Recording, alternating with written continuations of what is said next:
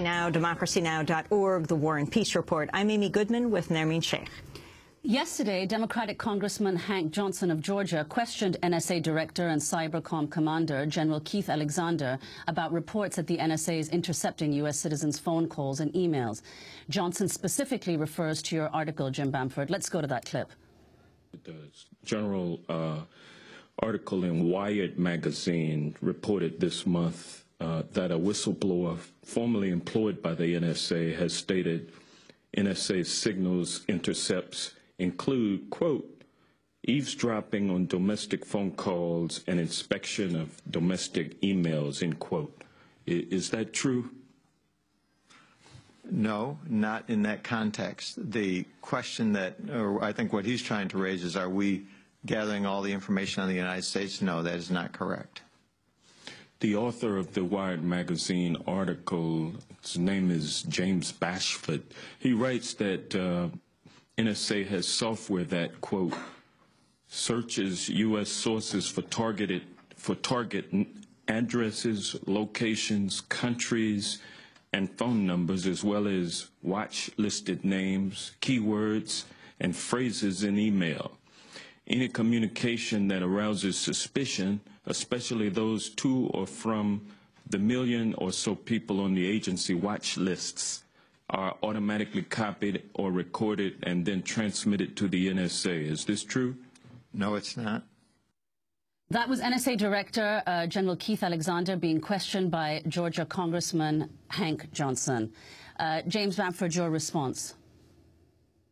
Well, you know, the NSA has constantly denied that they're doing things, and then it turns out they are doing these things. They denied they were doing domestic eavesdropping back in the 70s, and it turned out they had Operation Shamrock and Operation Minaret, and they've been reading every single telegram coming in or going out of the country for 30 years at that point, and also eavesdropping on anti-war veterans. That came out during the Church Committee report.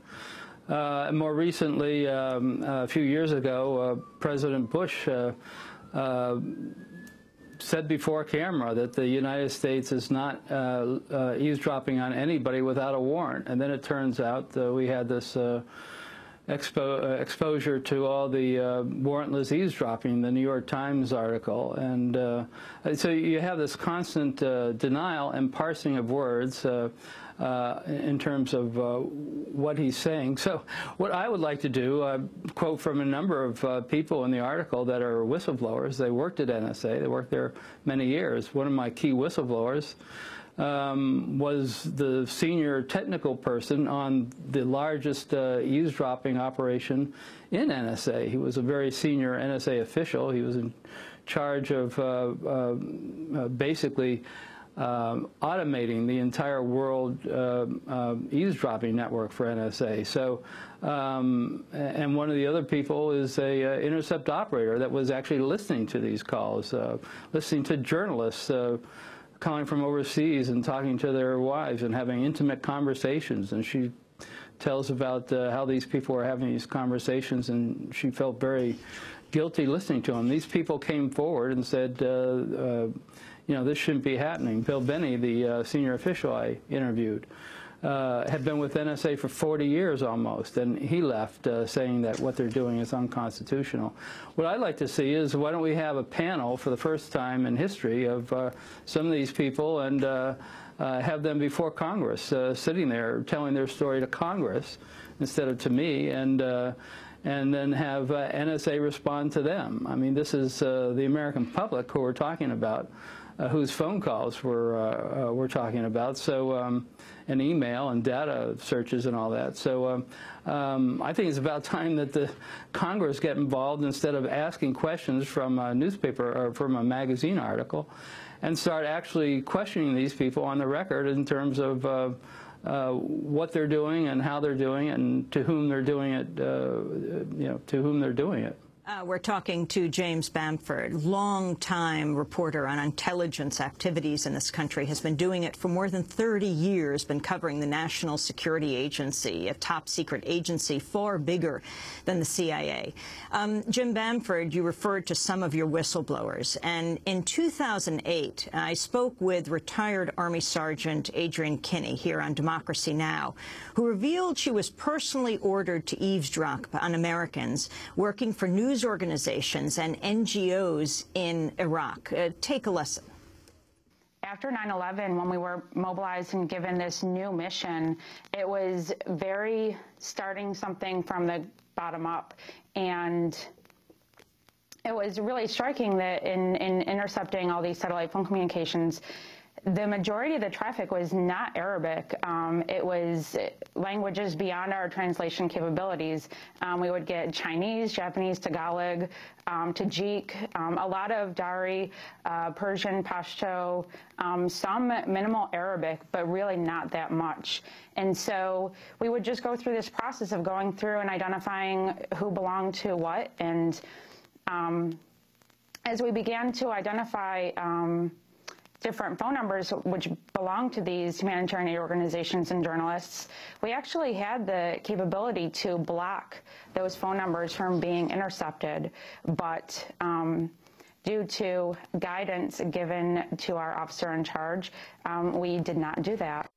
That was retired Army Sergeant Adrienne Kinney, who was here in the United States eavesdropping on the Palestine hotel, which was later bombed. She said she saw a piece of paper that showed that the Palestine hotel was going to be bombed and went to her superiors and said, "You're bombing the hotel where I am listening to the people inside, and I can tell you that they are journalists." Jim Bamford, you quote Adrienne in your piece as well, in your piece in Wired magazine, called "The NSA is Building the Country's Biggest Spy Center." Watch what you say, Jim. Yes, I first interviewed Adrienne for my book, The Shadow Factory, a number of years ago, and she's extremely credible, and these are people just like Bill Benny that aren't speaking to me confidentially. They're speaking to me on the record, and they're risking jail, basically, to tell the country what's going on. So these people have a great deal of courage and a great deal of credibility, and that's why I think that the NSA owes them and owes the country a duty to come out and say what they're doing. I mean, this is a democracy, as your program often says, and I think the public should really have at least a fair insight into what the government is doing with their communications. One of the most extraordinary things about the eavesdropping program is the number of languages that people are at the NSA are eavesdropping on. Can you say a little about what kind of linguistic ability the people who are listening in have? Well, the NSA was always very hurting for linguistic capabilities, especially in the lead up to 9/11. So they had very few people that spoke Pashtun or Dari, the languages in Afghanistan. They had very much an insufficient number of people who spoke Arabic, and Adrienne Kinney was telling me how they had an instructor down in Georgia, where she was working for NSA, trying to teach rudimentary Pashtun, I think it was, to some of the people, but it was very hard for them to pick it up. So there's 7,000 languages in the world, and NSA is, that's one of the very difficult things NSA has. It's trying to understand what people are saying. Picking up the information, intercepting it, is far less difficult than understanding what they're saying. In response to your article, Jim Bamford, Forbes magazine published a piece yesterday by Lauren Thompson of the Lexing Institute called "NSA's Secret Data Center is a Threat, but Only to America's Enemies." The author writes, quote, "The real reason the intelligence community needs big cryptological and analytic complexes is that modern information technology has empowered hostile states and extremists of every stripe, giving them unprecedented access to the sources of American strength, while enabling them to thoroughly obscure the authors and content of their communications." James Bamford, your comment. Well, listen, I mean, I wrote another book called Pretext for War, about how we got into the Iraq War. And I've been hearing this fear-mongering forever. We're spending enormous amounts of money on NSA to pick up communications. Even though they lost all these, they had all these failures during the 1990s, you know, failure after failure. The World Trade Center 1 and World Trade Center 2, the attack on the Cole, the East African embassies bombings, and even after they started all this rebuilding and more money, they still missed the person flying over on the Christmas Day flight to Detroit with a bomb in his underwear, and they missed the person in Times Square. So, you know, all this eavesdropping we're doing and all this money we're spending, I don't see an awful lot of value coming out of that, but I do hear tremendous amounts of fear-mongering, that sort of nonstop fear-mongering from the people that are pushing this agenda. Well, one of the things that you've raised in the past has to do with the way in which the NSA worked with the telecommunications industry here in the U.S. to eavesdrop on American citizens.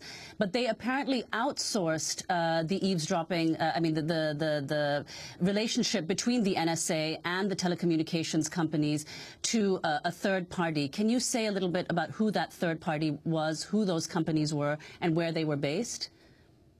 Yeah, the two of the companies that were heavily involved, one of them was NARIS. It was a company that has been since bought by Boeing.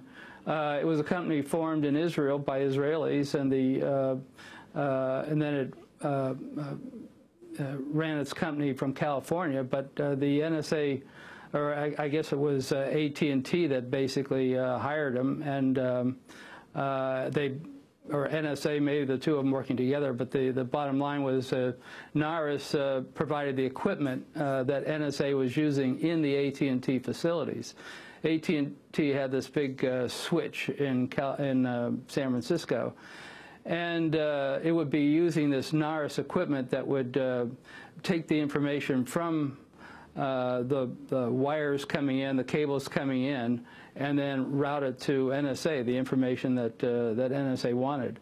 So it used this company called NARIS, and again, it's a company that had been formed overseas, and you really have to start wondering when you have companies that were formed in foreign countries, and they're giving such intimate access to U.S. telecommunications, especially very secret U.S. work.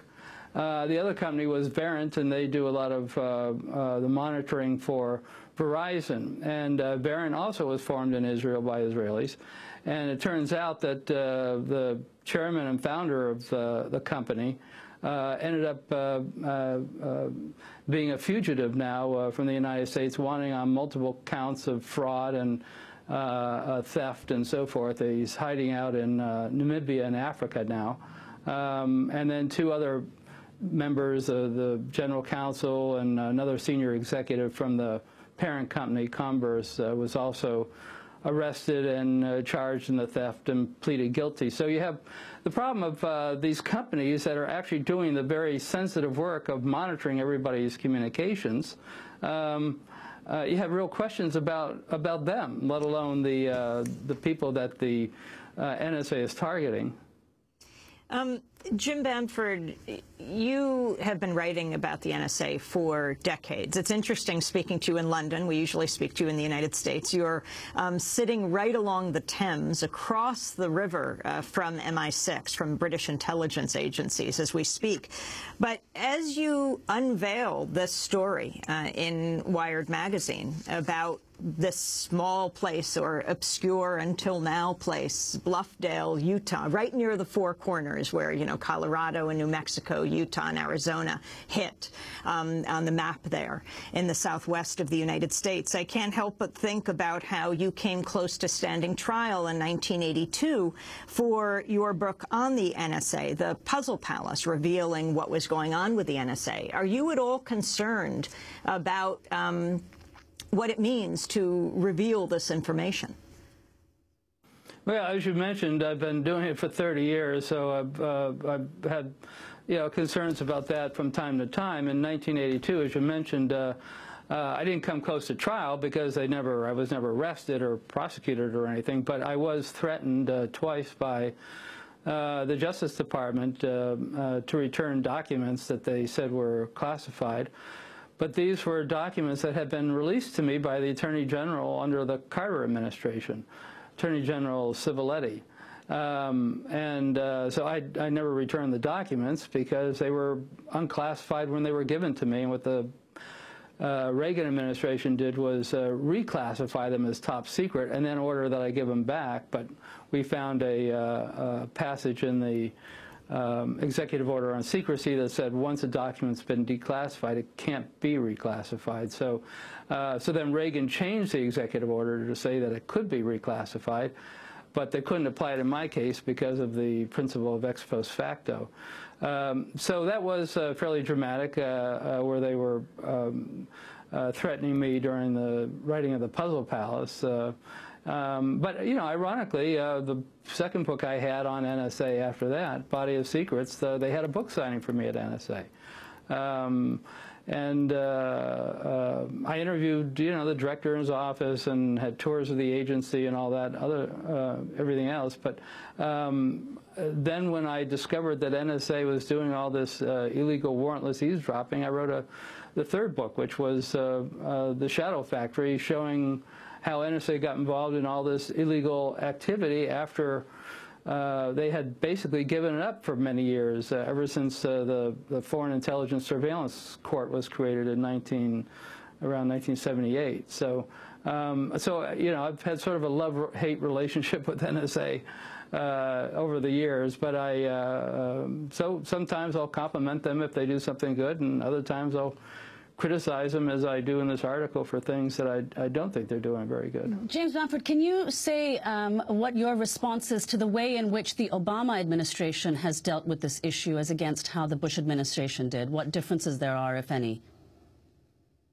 Well, I haven't seen a lot of differences. President Obama, for example, when all the furor broke out over the warrantless eavesdropping, during the Bush administration, came out and said that he was totally against that. He was going to vote against changing the law to allow that kind of thing, and also to vote against giving immunity to the telecom companies. The telecom companies could have been charged with a crime for violating everybody's privacy. But then when push came to shove and it came time to vote, he didn't. He voted opposite to what he said, and he voted for the legislation, sort of creating this warrantless eavesdropping change to the law that he said he was previously against, which basically legalized what the Bush administration had been doing in their warrantless eavesdropping. And he also voted against, or he voted in favor of giving immunity to the telecom companies, which is, again, opposite of what he said previously. And now he's, you know, the president here the last 3 years, while they've been building this enormous, or at least completing this enormous infrastructure, and they hadn't even started this when he became president, the large data center in Bluffdale. So I don't really see an awful lot of difference between the two in terms of what's going on with NSA. If anything, it's gotten much larger under Obama than it was under Bush. James Bamford, we're going to ask you to stay with us. He's speaking to us from London, investigative reporter who wrote The Puzzle Palace, Shadow Factory, now a piece in Wired called The NSA is Building the Country's Biggest Spy Center. Watch what you say, because we're going to be joined by two whistleblowers. One of them, if he had stood trial, Thomas Drake, who worked at the NSA, possibly Jim Bamford would have testified at that trial. We'll also be joined by Jesselyn Reddick, who took on the Justice Department, particularly around the case of John Walker Lynn, who is still in prison. This is Democracy Now!, democracynow.org, The War and Peace Report. We'll be back in less than a minute.